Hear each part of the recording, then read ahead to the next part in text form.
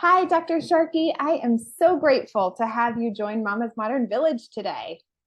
So nice to be here and to meet you. I'm really excited to chat about a topic close to my heart. Oh, I am really excited about this. We were just talking a little bit before, I think that this is a topic that so many women and mothers are beginning to say, oh, wait, my sleep matters too, not just my children. So I look It's really forward to, true. yeah. So I look forward to all of the wisdom that we can download from you today and Got a it. deeper understanding we'll have. Exactly. Okay, so for the month of September in our village, we're focusing on the acronym NEST, which is nutrition, exercise, sleep, time for self, and the support or the need for a village in really fostering the whole woman throughout her motherhood process. So I am so grateful that I found you to be our expert on maternal sleep and talk to us about how, you know, the essential aspect of sleep in our overall well-being and our mental health. So as we launch in today, I would love for you to introduce yourself. Yeah, you bet. So my name is Dr. Katie Sharkey. I am a sleep medicine doctor in Providence, Rhode Island at Brown University. And I have been interested in sleep and mood regulation for a very long time, probably since I was, um, first a young adult. And I started studying moms and babies and their sleep because it turns out that the perinatal period, so pregnancy and the postpartum period, is a really nice model for studying sleep and mood regulation, right? So if I were to go to our scientific advisory board at the hospital, our IRB, and say, hey, I want to do an experiment about, how mood can get messed up when sleep gets messed up. And here's what I propose to do. And if I proposed what many pregnant and postpartum women go through, Yeah. I think they would say, yeah, I'm not sure we can approve that that level of sleep deprivation and insufficient sleep. And so it's a compelling real life scenario where sleep is consistently and perpetually challenged. So I am an internist and a psychiatrist by training, and I practice sleep medicine because I'm really interested in kind of the intersection there. And then sleep becomes a really interesting place to ask these questions. And I think from a mom point of view, so many of the things that we know that are risk factors for sort of struggling in the postpartum or even in, throughout your children's lives, if you're not getting enough sleep, it's not that never makes it better. Yeah. So and I what do I do here at Brown? Like I said, I have a practice and I do research on sleep in pregnant and postpartum women. And I'm also the associate dean for gender equity at the medical school. So you're bent towards really having women not lose themselves in the role of mom, and that they can retain their own identities and know that it's important to take care of themselves and their own health, I think is also really congruent with the work I do every day to have, women get paid fairly and to be represented at all aspects of our leadership and so forth. So that's kind of my background. I went to medical school in Chicago at Rush University, and lived there for a long time. I'm a mom. I had both my sons during my residency, and they are 16 and 18. So I'm in, I don't know that what's after the fourth trimester. By that point. And I'm married to a family doctor who has also drunk the sleep Kool-Aid and values his sleep. So that's something I have to say. My teenagers are good sleepers. I definitely So look all the forward moms to with little ones who aren't sleeping well, we can talk about how we got to There's this point hope. with my guys. Oh, well, I'm just again very grateful and honored that you're here. And I'm like, ooh, I think that we have so many different conversations we could take this relationship. So thank you so much. My Um, pleasure. okay, so Like you mentioned, at Mama's Modern Village, so much of my goal is that we really allow for the whole woman to thrive in motherhood. All the different identities that she has held throughout her life tend to fall to the background when she transitions into this new role of mother. And so when I was looking at Nest as the concept for the month of September, obviously it would not be hard to, find a pediatric sleep consultant to speak to. However, again, not a parenting expert over here, and I feel that the pediatric sleep consultancy world, if that's even a thing, is like the band-aid, right? Like we go, let's get our children, our newborns, to sleep through the night so that mom can finally get some sleep. Yeah. So we recognize how important it is, but then we're maybe going down this is only my perspective, we're chasing maybe the wrong trail, right? And like trying to get our babies. I mean, I think so, just like so many other things that we try to do with our children, they talk about how well kids do in school is based on, you can find a correlation with, well, how many books are in your house, right? Like, so some of it is, setting a good example isn't a terrible thing, right? If you're taking care of your own sleep, then that becomes kind of a value in the house. And one of the things that is, I think, important is starting during pregnancy. So, I think that women get told, or expectant parents of whatever gender are all, they're told, oh, wow, but get your sleep now, because when the baby comes, could be even worse. Or, I've had medical students text me during their OB rotation, oh my gosh, the OB just told this mom that the sleep deprivation in pregnancy is gonna prepare her for postpartum sleep deprivation. And I'm like, oh no, right? So from a sort of advice standpoint, or sort of where to start standpoint, I think I really view getting good sleep and kind of staying in a regular schedule, so keeping in tune with our biological clock, our circadian clock, not our TikTok better have babies biological clock, but like our day-to-day, night and day biological clock. Those things are foundational physiologic processes that govern life on Earth, which sounds really sort of like woo-woo or like Star Trek, woo. But the plants and the trees outside my window, they have a circadian rhythm. They have a biological clock, because if you're going to photosynthesize and make, your strand of grass, doesn't make sense to make those photosynthesis chemicals in the dark, right? You want to make that machinery to be up and running to create, your fuel from the sun as a grass blade. You want that to be on board during the day. So really, that biological clock of doing certain behaviors during the day and certain behaviors at night is fundamental for life on Earth. Sleep gets layered on top of that at night in the dark in our species, but there are nocturnal animals, right? Yeah. So our biological clocks are similar. I think about all the little mice and they're that are in all the little cartoons that maybe we watch.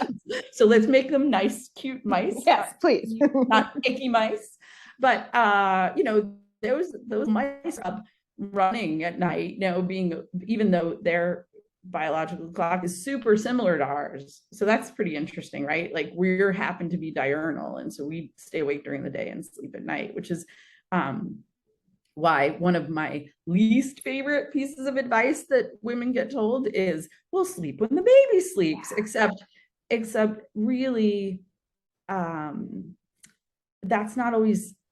easier said than done. I mean, postpartum, most women aren't getting enough sleep. If you look, and my studies and other people's studies clock that, sort of 4 to 8 week average at around 6 hours per night.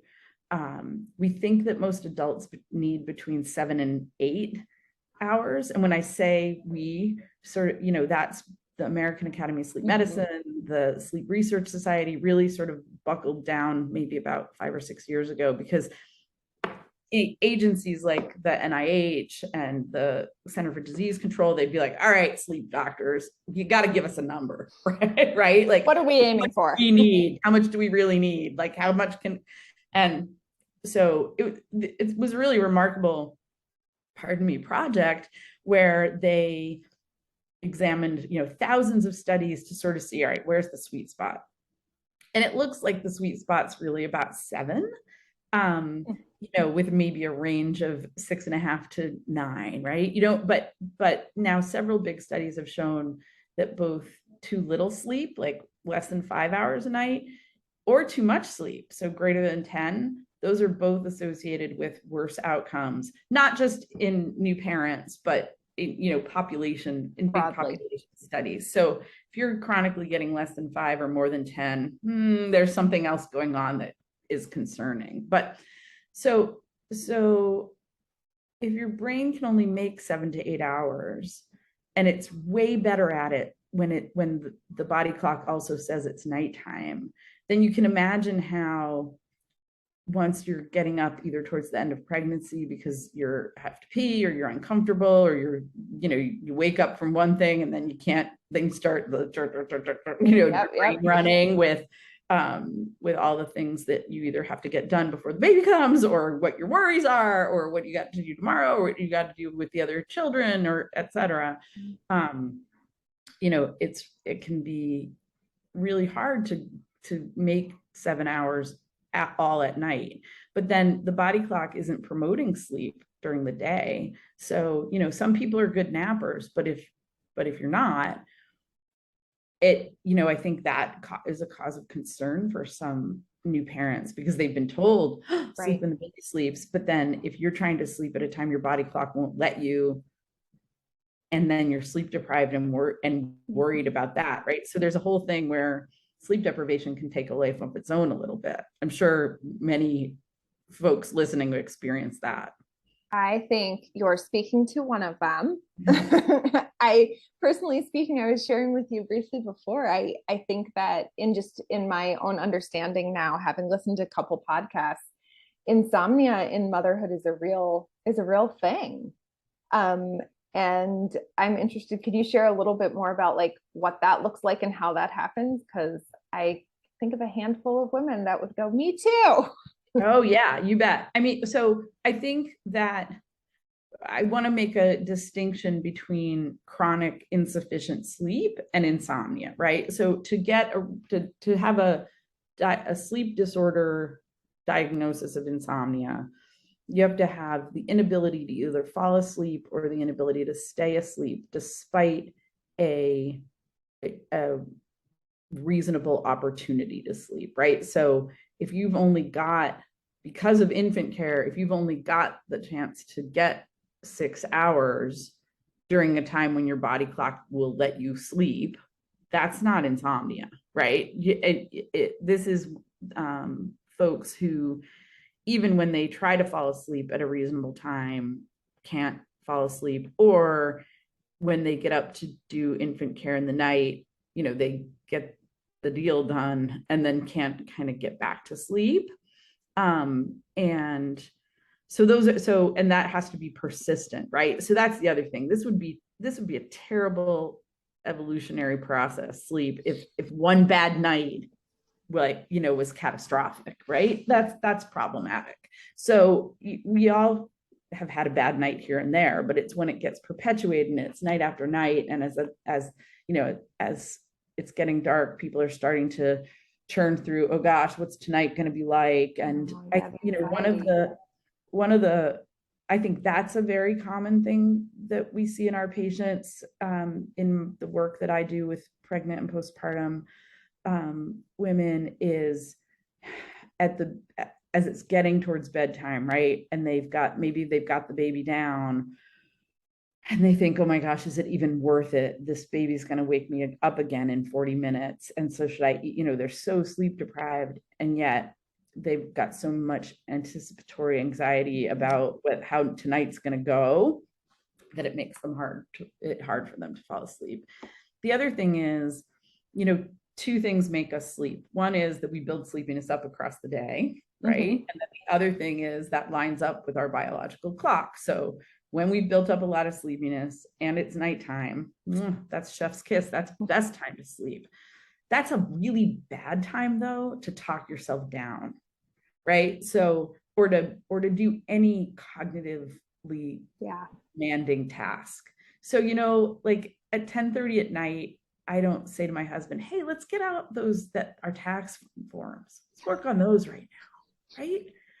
No, right? Because I'm done. My brain's done, right? Like, not only am I going to look at, you know, something complex and be like, oh my gosh, worry about it, but even my cognitive ability to sort of make, you know, I'm going to make more mistakes.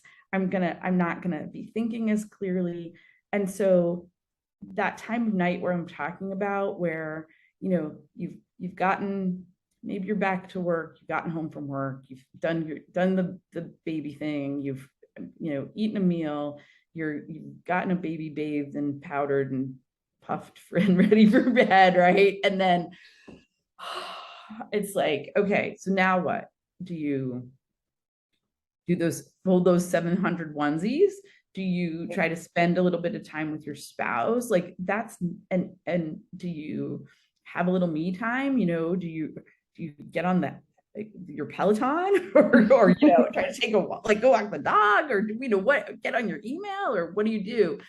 And I would argue that that's not a time of day where we make our best decisions or have our most effective willpower, right? So, you know, probably everyone has had the phenomenon of I'm going to go to bed, and then you can see me scroll, you know, and then like a half hour later, you're like, what am I doing? Where did that? I could have been doing something at that time. No, go to bed, right? And the fancy psychological name for that, I think, is sort of lack of impulse control or response inhibition, right? Like you should be going to bed. But your willpower isn't so great to kind of turn it off. So I think that can feed insomnia then, right? Is you're not kind of shutting the lights off and going to sleep. Does that make sense? Oh, it absolutely does. You speak to like these competing priorities that women and mothers face all day long, right? Like, how should I spend my time? Should I do the laundry? Should I check in with a friend? Should I plan for the meals for the week? And then at night, when they finally have that like hour and a half to themselves, it's hard to turn the brain off. Yeah. Can you speak to a little bit of, and the brain it's harder than it is at 3:00 in the afternoon. Does that make sense? Like, do you know what I'm saying? I think we like to think of ourselves as like, oh, we're awake, light switch on. Right. Oh, we're asleep, light switch off. But really, we know that attention and cognition and you know, mood, all of those things have changes across the day that are both biological clock in nature, but also because we're tired. Yep. You know, how often do we say about our kids, oh, you know, they're having a meltdown because they're exhausted. Mm-hmm. And I think, and this isn't exclusive to perinatal people, but to many of my folks who have daytime sleepiness or are not happy with their daytime functioning, you know, it's like, how many adults have a bedtime? How many adults, and now this hardware that we have in our homes and lives, they have started to implement sort of some more of those controls where it tries to get you to protect your sleep a little bit, right? But you know, my old line from folks with insufficient sleep, not necessarily perinatal, is like, all right, well, if you're carrying cancer, great, stay up. But if you're watching a Friends episode you've watched before, go to bed, right? Like, you know, I mean, some of it is you have to wind down. And I think, you know, you mentioned all the competing demands that moms have. You know, you also can't slide into the sheets like you're sliding into third, right? Right. You know, you do need a little bit of wind down, and there's diminishing returns. So, I mean, like, and that's where I try to get people to really prioritize this, is you're going to be so much better tomorrow. with that extra sleep. I'm not talking about like an unrealistic, oh, go to bed 2 hours early. So Right. I'll speak to two reasons for that. One is that's totally unrealistic, right? Like and so I need people to hear that, even 15 more minutes, if you're getting 6 to 7 hours of sleep per night, which is sort of the average in postpartum moms, um, 15 minutes more per night is like 2.5 hours a week, which is a whole extra night of sleep. So, we're recording this at the very end of August. If I said to you, all right, well, look at a calendar, which day in September do you want to stay up all night? You'd be like, I'm going to take a hard pass on that. But that's what I'm offering people back, right? By just adding an extra 15 minutes. So like a little bit of discipline, that adds up, right? So people will say, oh, can you make sleep up? Like basically sleep in on weekends to make it up. And that the problem with that is you basically set yourself up for like a little jet lag situation, right? If you sleep in on Saturdays and Sundays till 10 a.m. and then you have to be up to either get somebody on the bus or get yourself to work or whatever at 7, that's like having been in France for the weekend, right? Brutal. Yeah. Like, why did you do, right? It's like, then you are literally have jet lagged yourself. So it's better to get up at the same time on a day off and then try to take a nap at a good circadian time, which is usually like mid-afternoon siesta time, than it is to sleep in. But on the front end, adding 15 or 20 minutes is, can really add up over time. The other problem with going to bed too early is that even though we've built sleepiness up across the day, from being awake, until the body clock hits that sort of nighttime phase of our biological clock, it's actually really hard to sleep. And so we've all probably had the experience of having that second wind. Like somebody says, oh, let's, at 4, they're like, you want to go to dinner? You're like, no. And then somebody like 7:30 or 8 says, hey, let's go. And you think, oh, I could do that. I can right? rally. Like you have that second win, right? I'll rally, exactly. So that's your biological clock kind of saving you at the end of the night, which is great because, I gave the analogy of it's not like a light switch, but it is nice to have a reliable 16 hours where like if you have to go run, drive the car somewhere, pick somebody up, an emergency, you're reliable. And so going to bed too early, even if you're exhausted, if your body clock isn't ready to sleep, that's the worst thing you can do because your body clock is really opposing sleep at that time. Fighting it. And that's like a super common thing that, oh my gosh, I'm so exhausted. And then I'm going to bed right when I get home tonight, right? But if that's not a time that your body can sleep, then it's competing and it messes everything up. That deeply resonates. Yes, absolutely. I can think back to my daughter is 4.5 right now, but I can think back to those times where I'm like, I'm just going to go to bed when she goes to bed, like at 7:00. And yeah, my brain is like, no, we're not ready. It's not ready to happen yet. Well, or if you're super sleep deprived, if you, like these early weeks, months of parenthood, years of parenthood, you really probably are sort of chronically getting insufficient sleep.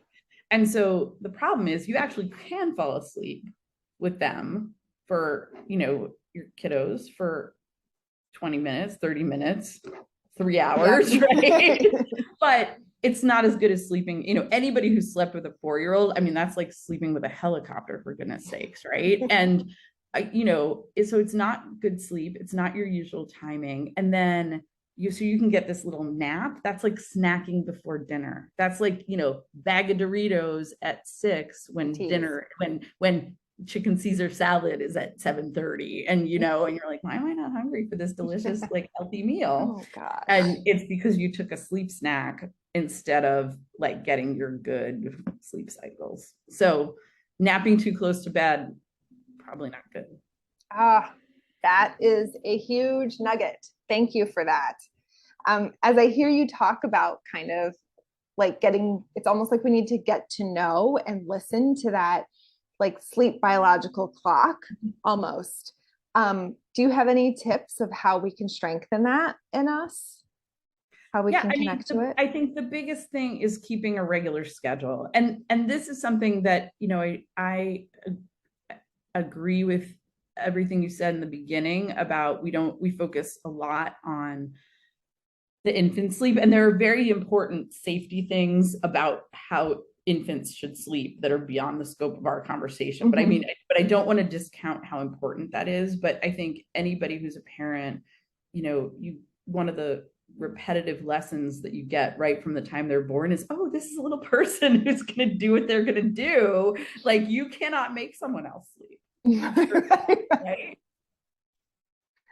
So you got to do so there, and there's a ton of focus on that. But here's the thing, that in the spirit of setting a good example, you know, keeping a good schedule, you know, and not, I also don't think that keeping a schedule that makes everyone else around you anxious and not want to hang around with you is that great, you know, like, I think, you know, this is like a little bit flexible, but, you know, the combination of flexibility but regularity, yes, right? Yes, so, I like it. But, you know, the example I gave you, like sleeping in 2 hours one day later than the next, rather than kind of keeping a regular wake up time, you know, the money's on a regular wake up time, because the light we get in the morning is what sets our biological clock. And the more regular we are most of the time, the more we can tolerate a perturbation, right? So, you know, and that's something that I think does pass down to kiddos. And, you know, is they're trying to make sense of a world where they don't know what to expect. Yep, right? Like, everything's so new, right? But so, and so, but, you know, here's something we can expect. Tomorrow morning, the sun's going to rise approximately at the same time that it did, you know, that it did today, right? And so, you know, if you really think about those foundational routines for ourselves, I read a study recently that was trying to disabuse parents of the notion that 6 weeks is this magic time where then all the babies are going to sleep through the night. Yeah. And the study showed that 43% of children at 1 year still are not sleeping through the night. 43%. Now, that means a little bit more than half of people are lucky. Yeah, lucky. Right? Yeah. But the others are not. Yep. Right? And yep. So, but I think, right? So I think, you know, the early postpartum, so the study that we're doing in my lab right now, we study women, we give them a week off from being a pain to them. And then we pick that, they do some stuff with us during pregnancy, and then we visit their first postpartum visit. We record their sleep during week 2 after the baby's born, postpartum week 2. And, you know, everybody's in survival mode at that point, right? But I think that if you think that you just need to get to 6 weeks and then everything's going to be hunky-dory, right, you are not pacing yourself correctly, right? You gotta be planning for the long haul. Yes. Here. Yes. And I think it changes that's a totally different mindset, right? Like, if I say, then you just need to crawl to this time period, you know, and which is why we need things like advocacy for better parental leave and, you know, humane back to work conditions. You know, a huge interest of mine is breast milk feeding and chest feeding and lactation and all of that stuff, because there's precious little data on how most of the, let me back up and say, most of the research that's been done on that, in that realm, has demonstrated that infants who are bottle fed, their parents don't get more sleep than infants who are fed breast milk. So they're about equivalent, like, and, you know, plus or minus, you know, there's been a couple studies showing actually that if infants who are breastfed get more, there's some that have shown no difference, right? But it's whatever it is, there's more variability within the groups than there is between the groups. Does that make sense? So you've got people who are getting great sleep in both of those conditions, et cetera. So that's where most of the work has been done, but there's not very much work on like, how does it affect how much milk you produce, whether you're getting enough sleep. We did a retrospective analysis. A medical student that I worked with, Lily Gordon, who's training to be a pediatrician here at Brown, and I did analysis where we showed that moms who were getting less sleep during pregnancy were less likely to initiate and sustain breastfeeding postpartum. So like virtually like very high percentage of women in our sample, I don't know, 88% or something, said they were going to, but then when you looked at who actually didn't initiate, it was the women who were getting worse sleep during pregnancy, right? And the problem with lactation is you can't wait till you get your act together 4 weeks in, right? You gotta like this is something you gotta start right away, right? And so which is unfortunate, right? Because I think like 4 weeks in, a lot of people would be like, okay, I just had major abdominal surgery and or this, all of these things that I've been through, right? But I can wrap my head around this. But the problem is it's too late then. So I think that's an area where that's set up as such a goal to breastfeed without kind of really, and the messaging around breast is best and all of this, like, and the health benefits and so forth, which again, you probably have a separate podcast for that. But what I'm saying is this is a great example of something that moms are expected to do. That's part of like, okay, congratulations on your new identity. Yeah. Now you're going to be making someone else's food. And, we at least have preliminary data showing that if you're not getting enough sleep, that's not going to be as easy. And yet you'll be judged by how well you're doing it. Right. And you'll judge yourself by how well you're doing it. So rather, so to me, I'd like to see more messaging around, less messaging about how important it is and more messaging around, all right, what are the things that we can do to actually facilitate how well people can accomplish this goal that we're setting for them or that they're setting for themselves, and for them to set what are their breastfeeding goals. Absolutely. Absolutely. I hear that. I'm aware of the time, but something that really resonated with me, if you have just a couple more minutes to speak to, how you showed me this amazing diagram, right? Yeah. Where we have to like meet Maslow's hierarchy of needs in order for these other areas of our life to be successful. And that resonates with what you were just sharing, right? Like without sleep, breastfeeding becomes a really difficult journey. Yep. Can you share a little bit more about that, maybe specific to like our mental health and those areas?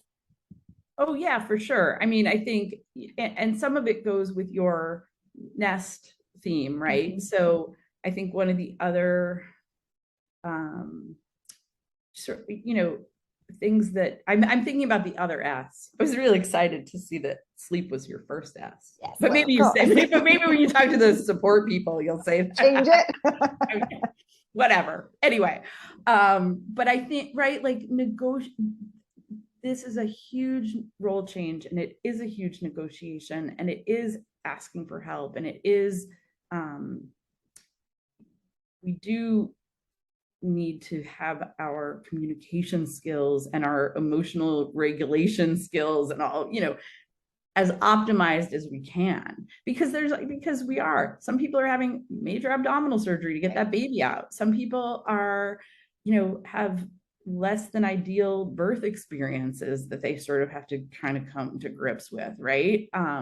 Or have to deal with an infant who doesn't get to come home right away from the hospital because they need extra care and extra time in-house.